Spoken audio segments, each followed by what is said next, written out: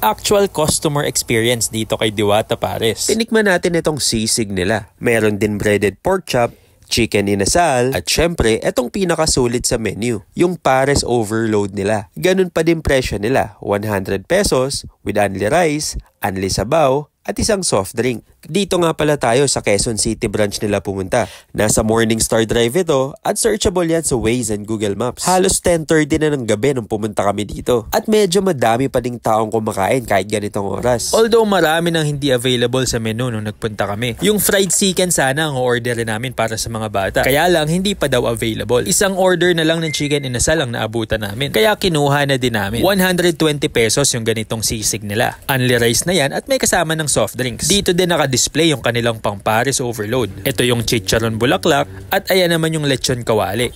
Sawa ka din sa condiments nila dito. Kaya siguradong mas mapapa-exercise ka. At dahil nga late na kami pumunta, hindi na din namin naabutan yung kanilang hotdog overload, cheesy spaghetti at siomai. Kung may dala kayong sasakyan, merong 30 pesos na parking fee dun sa labas. Nasa kalsada ka lang magpa-park at nakasampa sa bangketa. Pero pagpasok mo sa loob, maraming parking para sa motor. Hindi ko nga lang natanong kung merong bayad dyan sa loob. Malinis ang working space nila at mababait naman ang mga staffs. After mo mag-order sa cashier, ipapakita mo yung resibo dito kina ate. At dito mo kukunin yung pagkain na in-order mo. At pagkatapos nyan, dito ka naman sa soft drinks area. Dito mo kukunin yung mga soft drinks na kasama sa order mo. Mabilis din yung food service nila dito. Nung nagpunta kami, hindi ganun ka-busy pero tuloy-tuloy pa din ang dating ng tao. At eto na nga, tiki man time na. In fairness, masarap at nagustuhan ko yung lasa ng sabaw ng Pares nila. Kumbaga, sabaw pa lang pwede nang iulam. Tapos may chili garlic pa at toyo mansi. Siguradong mapapa-exercise ka. Itong Pares Overload nila, kalasa din ng mga Pares na natitikman ko sa Antipolo. Pero wala pa rin makakatapat sa presyo nila dito na 100 pesos. Only rice,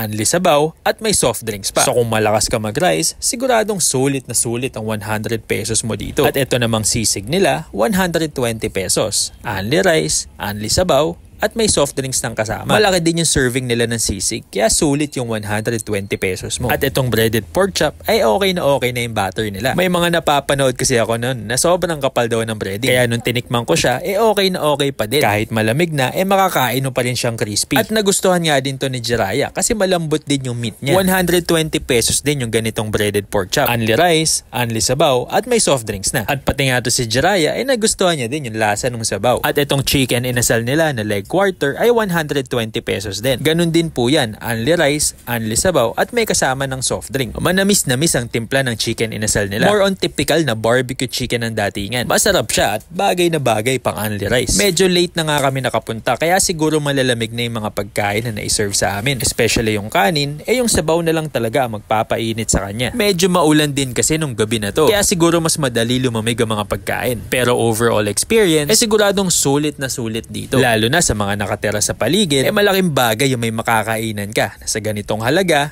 mabubusog ka ng husto.